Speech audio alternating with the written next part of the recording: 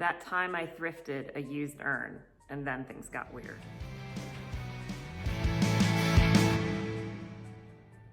So hey there, shiny happy peeps. Welcome to my channel. So today I'm gonna bring you my first thrifting story. So I used to spend hours and hours and hours on the weekend going from Goodwill to Goodwill and thrift store to thrift store, just finding different things, especially when we were moving into our new house. I wanted to find cool new treasures for our new house. And I'm gonna talk about the time that I found this urn and kind of some of the stories behind it. So I was in a Goodwill and I saw this urn and I just kind of kept looking at it and passing it by and looking at it and going back to it again. And finally I just decided to pick it up. So, and I'll just kind of show you some of the things on it. So it's white and gold, and right on top there's a cat eating a fish. And then all around it are they're little gnomes, and they're just like kind of doing, I don't know if they're fishing or what they're doing, but there's just little gnomes and it's white and gold. And I was like, oh, this will go perfect in my house. And then I saw writing on it. So it says Duke Million Neva on the bottom. Okay, and then on the very, very bottom, I'm gonna take the lid off so it doesn't accidentally drop it. On the very, very bottom, it had all this writing on it, and I'll kind of read a little bit of it. So it said, to Mom and Dad, oh, and it still has the price, it was $6. I might have been on sale. To Mom and Dad, Alaska, with our love, from Wayne and Ben, 1926 December to 1976 December. Happy, I'm gonna pull the price sticker. It says something underneath it. Happy somethingeth, happy, hold on. Let me take the price sticker off. Happy 50th anniversary. So this initially must have been some sort of anniversary gift to somebody's mom and dad. So I saw that first, and then I took the lid off and I decided to look underneath the lid, and then I saw this. Label from a funeral home. Jessen Funeral Homes, Anchorage, Alaska, cremated remains of Linda Arlene Million, cremation number 7655, date of cremation 3/4/10. When I saw that, and I was still in the Goodwill when I saw that, I was like, what are the chances that you're gonna find a used urn at Goodwill, a used urn from Anchorage, Alaska at a Goodwill in Colorado Springs? So I decided I had to buy it. Also inside of here is a ripped open plastic bag. So I left that in, I didn't take it out. There's like, and it's kind of dirty and dusty inside. So I just kind of left that all intact. But that is not where the weirdness starts. So I tell my mom about the urn. I tell my mom about the lady. I tell my mom about all this stuff. And she decides to go online and look up the obituary. And that is where all the weird stuff starts. Linda Arlene Million passed away on December 4th, 2009 in Wasilla at the age of 49. She was born at Shaw Air Force Base in Sumter, South Carolina on December 30th, 1959.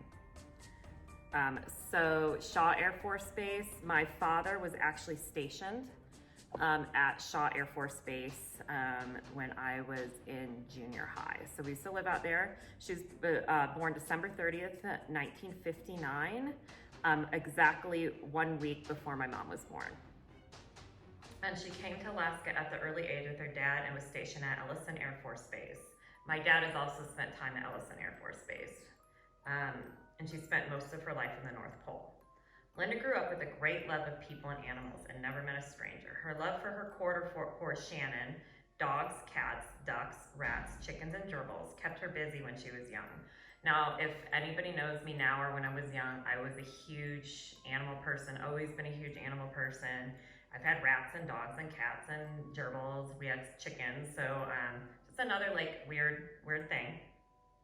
In her later years, her big garden was a delight to her and her children. She even had a pet pig that loved her and followed Linda and her kids everywhere.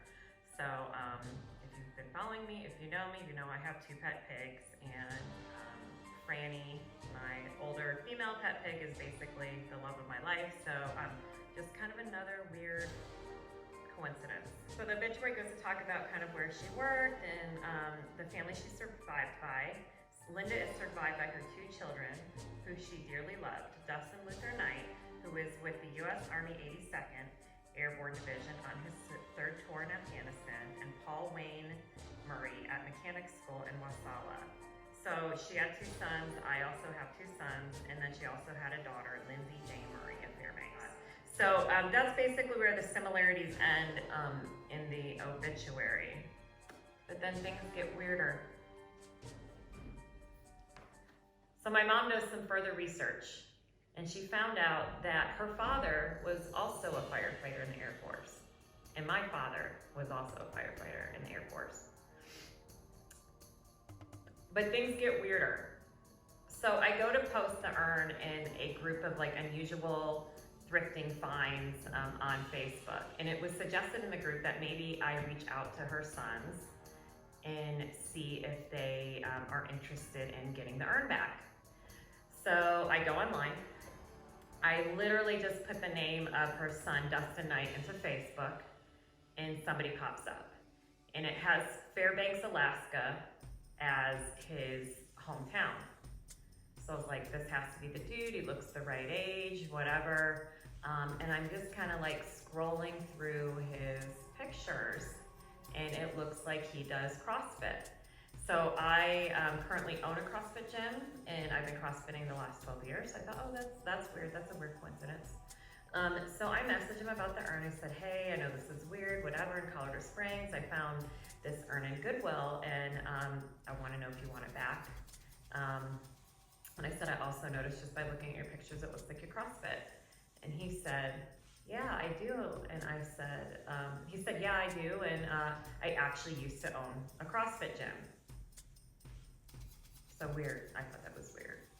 Just another coincidence. He said, I actually have a brother in Denver, and I would like to come get it next time I visit my brother. And his brother was a half brother, so it wasn't her child. It was a different son.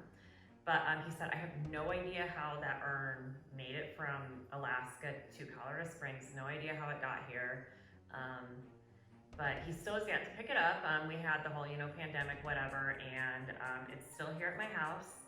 I'm not like really big into like supernatural stuff, but I almost think that in some way she like wanted to make her way here because she wanted to be around the animals and she wanted to be around the pigs, and I just think that somehow like it was almost like meant to be. So that's all I got for today for my thrifting story and my what happened when I acquired a used urn. Nothing crazy's happened since it's been here, no hauntings or anything like that, but I do think like just kind of like deep down inside there was some sort of reason that it made its way to my house. So that's all I got for you today, guys. I hope you guys enjoyed this story, and if you want to see me do like other thrifting stories or thrifting hauls or anything like that, feel free to like and subscribe. And I will be leaving you with a video of my pet pigs for you to enjoy. So see you later, guys. Bye. Franny. So we have a story to tell you. So this is Franny. Say hi, Franny. So Franny has to go to the vet this morning, and her vet is about an hour and a half away from our house. Franny, look at the camera. And normally she sits in the way back. Way back. And then as I'm driving down the interstate this morning, Franny decides she doesn't want to sit in the way back.